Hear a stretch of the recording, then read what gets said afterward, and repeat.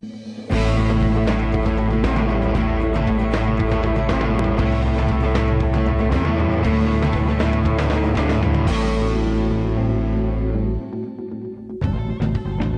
to Chamber Exchange, a TV show. My name is Tim Murray. Chamber Exchange, a TV show, is a dialogue, a conversation with you, our viewers, as well as important leaders in the business community, in the neighborhoods, and in government to talk about what we can do collectively together in making Central Massachusetts and the city of Worcester a positive place to do business and grow jobs. And my guest today is somebody who's done that in a couple of different capacities, and I want to welcome Paul Hanlon, the CEO of BlueHive, to the show. And Paul, just before we start, probably about 6 months ago, maybe it was, we had a segment specifically talking about manufacturing, and a BlueHive employee came in and talked about how what BlueHive does touches on manufacturing in a way. But I wanted to maybe start our conversation a little bit about with you as an entrepreneur starting BlueHive, but even prior to BlueHive, a very successful company in Worcester that you started at a fairly young age with some help with the city Folio. That's correct. I owe my success to the city that has supported me. When I was 27 years old, I started a small exhibit design firm called Folio Exhibits. Our first facility was not too far from the studio. We grew the company through a lot of hard work and push, but when it came time for some real growth, I actually went to the city and said, I have an opportunity to buy a building, which was up at the Airport Industrial Park. And I asked for a TIF. Back in the day, I didn't quite understand it, but I just said, if you could lower my cost to operate, I promise I'll hire and grow. And they did, and I owe it all to them. And you hired, you grew, you were very successful, so that you became an attractive company for a bigger one to acquire. Yeah, I was never expected to be sold at the time, but apparently I grew the company to a point where the name was synonymous with success and excellence. So a bunch of venture capital guys knocked on my door and said, we'd like very much to buy your company. I said, well, I'm sorry, I'm not for sale. Then they offered me X amount of dollars, and I was for sale. Right, right. So let me just ask you, in terms of you're back, bigger, better than before, but certainly with some experience. But BlueHive does some similar work with Folio. But just again for our viewers, I mentioned some elements of manufacturing, but design. Could you just walk through what BlueHive does? Well, what happened first, when I sold Folio, it was primarily design and build of exhibits and marketing materials. In 2005, after years of retirement, some of my old employees came down to Florida to meet with me and said, Paul, if you start your business back up again, we'll work for you again. They are the ones that came together with the idea of the company named BlueHive, primarily again back in the trade show exhibits. I said, fine. As a little venture capital, I started off in Millbury, and again, the company just grew because primarily I was hiring back my old employees, so there was a lot of it was a bond, but also a lot of trust. Mm-hmm. The main goal at the time was nothing but trade show exhibits. But when the economy went south... And for our viewers who may not be familiar with a trade show... Well, if you were to go to a home show to look for a plumbing fixture company or a fence company, we'll take that and then multiply it by 1,000, because a lot of our companies are medical device companies, or your Microsoft, if you will, out there. So they're very large companies that market themselves across the country and around the world. I never really kind of fully appreciated until getting on the council and then as mayor and even as lieutenant governor, you go to some of these trade shows, whether it be at the DCU Center or the Boston Convention Exhibition Center, literally every company, whether it's a pharmaceutical company or a restaurant, if they want to market and show a sense of what they're doing, they've got to create like a little mini experience, right? You're competing like people compete in Vegas for attention. And what you need to do is you find the right firm, such as us, to design an attractive model that gets people into your booth so they have a limited amount of time to talk to somebody, to market their product, so that they can go away leaving the trade show with a favorable impression of the companies they've met. And that's our goal. And design and build it. Design, build, storage, and manage and set up around the country. And so, as you've grown, back with BlueHive, and I think the name is a great name. Just the view, it's a combination of blue and hive. Well, there's a little, marketing again. The blue, as they say, is the color of creativity. We can argue that. I don't know. The hive, however, the hive is the classic example of management and construction. From the outside in, it looks like chaos, but from the inside out, it's controlled chaos. Much like our business. If you don't know what we're doing, we look like we don't know what we're doing. But from inside the building, we have everybody doing what they're supposed to be doing. So we create the name, to play with it, plus we also love to say we make a buzz in the industry. Our clients have come to a point where when they come to the facility, they tell us we're coming to visit the Hive. So it's just a lot of fun. And so as you've come back and reestablished the company and some of the concepts, you mentioned you've had to diversify and do a few things different. What are those? Well, when the economy contracted, I realized I wanted to keep the company growing. I came back from Florida full-time, and I ended up buying 2 other companies that were in the millwork side of the business, high-end and middle millwork. Because at the end of the day, we produce products that companies want, whether it's, we just built out the Chestnut Hill movie theater and Davios restaurant. We opened up 5 restaurants in New York City at the Gotham Market. So we're still doing exhibits. We're doing a $1 million project at a hospital in New York City, outfitting their offices. Right. And so for our viewers, I mean, President Obama was just here in Worcester to celebrate our Worcester Technical High School, and part of one of the programs that they run is the carpentry. But millwork is really advanced high-end carpentry that's combined with design and computer-aided skills. I'm telling you what, we just purchased a huge program called Microvellum that I wish I could explain it to you. But I mean, it gets fed into the system, it gets sent out to our computer-aided CNC machines, and the machine just comes out and cuts. As it leaves the board, it gets labeled. So every piece goes out as if it was a piece of steel, and then gets saved in our servers. So we're looking at such that school that comes at not just cutting wood, but can implement operating the CNC machine, how to refine it, tweak it, change Lord, it, all of those things. Yep. So, we're gonna just a few minutes left in the segment, but company back up, started in Millbury, and then you ended up kind of back in Worcester in the same neighborhood where Folio was. Well, oddly enough, where I am is the building I purchased, which I got the TIF from, but when I sold, my original company Folio moved to Northborough. They then sublet it to another tenant. So I'm basically a landlord with my own building. So as my company grew in Millbury, it got to the point where then as things happened, my tenant wanted to move out. So I made a deal. They moved out, and I was able to move my own company into my own building. So I'm now my own landlord. That makes sense? It does. It does. It does when you're the boss. And just when we come back in a moment, I want to just talk a little bit about where you see the economy going. What are the things that you see in terms of growth opportunities for not only your company but for Central Mass. Stay with us here in Chamber Exchange, brought to you by Fallon Health and Worcester Bravehearts Baseball. The season has begun. Stay with us. We'll be right back with Paul Hanlon from BlueHive.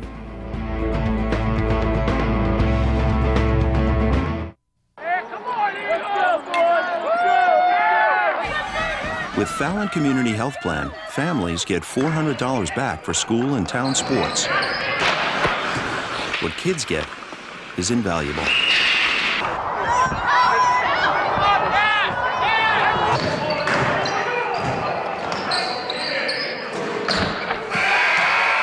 Find out more about Fallon Community Health Plan's innovative fitness benefits at fchp.org. Baseball is back this summer in Worcester at Hanover Insurance Park at Fitton Field with the brand new Worcester Bravehearts, a member of the Futures Collegiate Baseball League. High-level talent both locally and from all over the United States. Plus, fireworks on Friday nights, kids run the bases on Sunday afternoons, and meet the team mascot, Jake. Tickets start at just $5. Come on out to the ballpark, the Worcester Bravehearts. Online at worcesterbravehearts.com. Hi, I'm Tim Murray. The Worcester Regional Chamber of Commerce is here to work alongside you and your business by promoting economic development. We're doing this by being a strong and effective advocate for the region's businesses. At the Worcester Regional Chamber of Commerce, we believe that a strong business community is a catalyst to a dynamic area in which to live and work. Chamber Exchange is brought to you by Fallon Health and Worcester Bravehearts Baseball.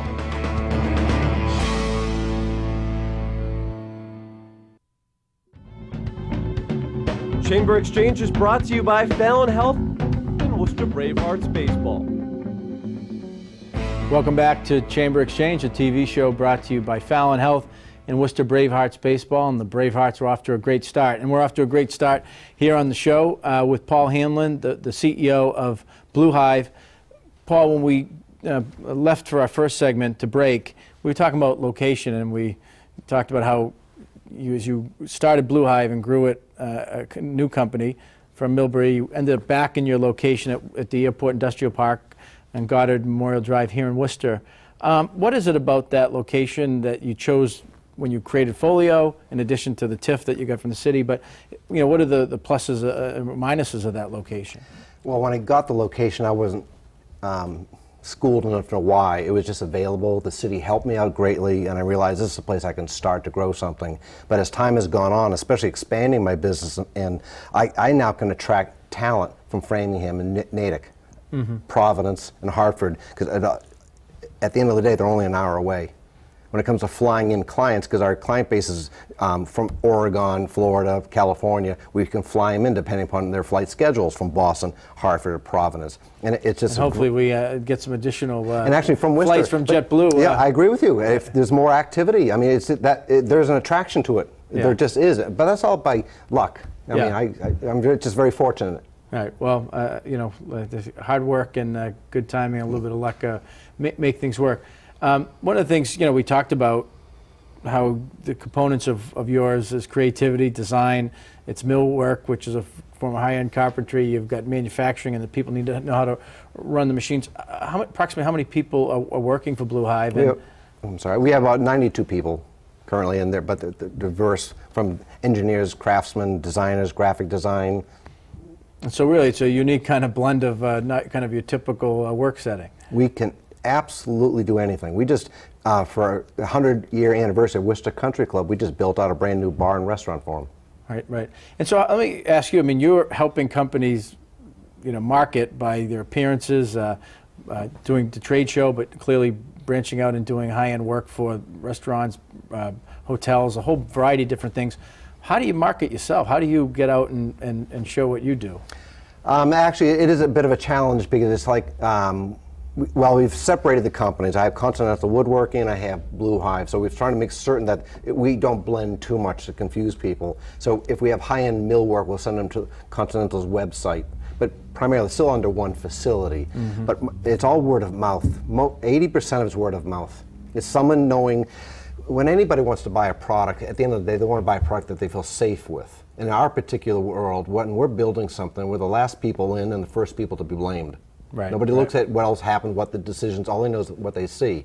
And when they realize someone has chosen us, our promise to the employee who's chosen us, that they won't be fired, that they're going to be able to look good in front of their bosses, and we're going to live up to all our promises. And so there's just that word of mouth is real, it opens up a lot of doors.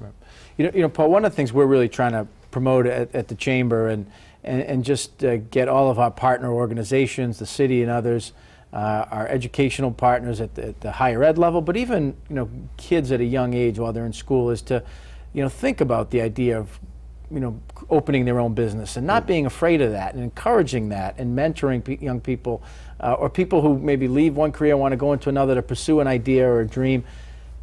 How did you get into Folio, and what kind of led you to say, I'm going to start my own company?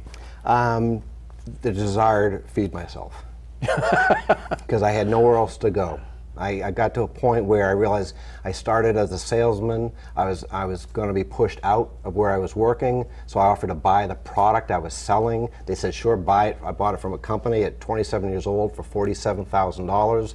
Started off in the back of a warehouse in a 20 by 20 room, and I realized if I didn't make this a go, I was in sort of trouble.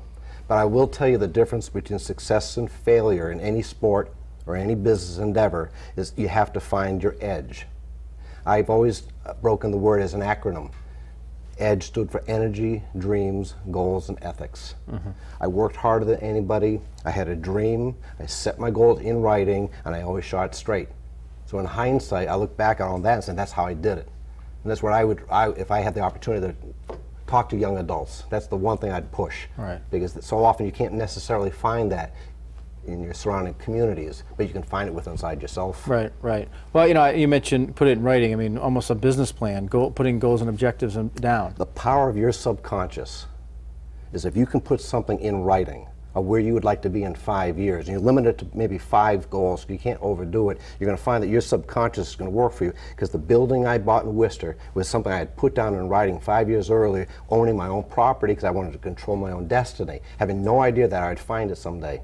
So when the opportunity showed itself, I remember looking into my own wallet, because I always stuck it behind my license, and said, I'm doing it.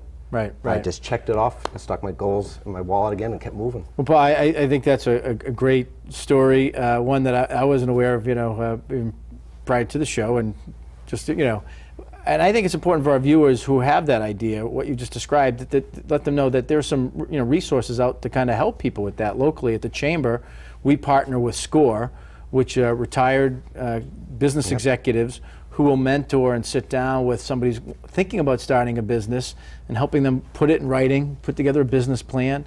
We're lucky also in Worcester to have at Clark University the Small Business Assistance Center, which will do similar type of work and also work on things like financing. So if you're out there and you've got an idea, if you're a young person or somebody in Paul's situation thinking about doing your own thing, there are resources and help out there, but you got to still have that motivation and willingness, right? You have to believe in yourself when nobody else does. All right. And one thing that you hear from entrepreneurs who've been successful, can't be afraid of failure. And if a company doesn't work, I mean, sometimes that happens. Get back on the horse. I'd love you, if you were in my office today, I'd love to have you invite you take a look. Behind my desk is a picture of a boxer getting up. Yeah. I've had it behind me since 1982. It's one thing to be knocked down, but I've always said I've never laid down. Yeah, yeah. Pick yourself back up. That's great. Well, on those lines, where do you see the future of BlueHive and Continental Woodwork? Yep. It's actually really, it's unlimited. It's unlimited to a point where it's almost a little scary because I have to dial it back a little bit and stay a little focused, because we really can go anywhere, absolutely anywhere. There's nothing I can't produce, nothing I can't design. So that in itself is a problem and a challenge, to keep the people focused on here's what we do best, even though we can do everything. So growth doesn't necessarily mean success. And you mentioned Oregon, obviously in the West Coast, but your clients, your work across the country? Across the country. I mean, we're in Vienna setting up trade show exhibits for a customer that's out of Kansas City. Wow. People go to those people they can trust. Right. And so we'll end on a fun note. This has been great. We talked about the name BlueHive, but you also have a mascot. Buzz. Buzz. A little doll. Buzz doll. Buzz doll. A little Buzz name. So if you're looking, maybe we can get a little retail business selling Buzz dolls. Yeah. Well, Paul, it's been great having you. Look forward to coming up and visiting. But I think a great success story and a great Worcester company, and we appreciate more good news coming. Thanks for being with us.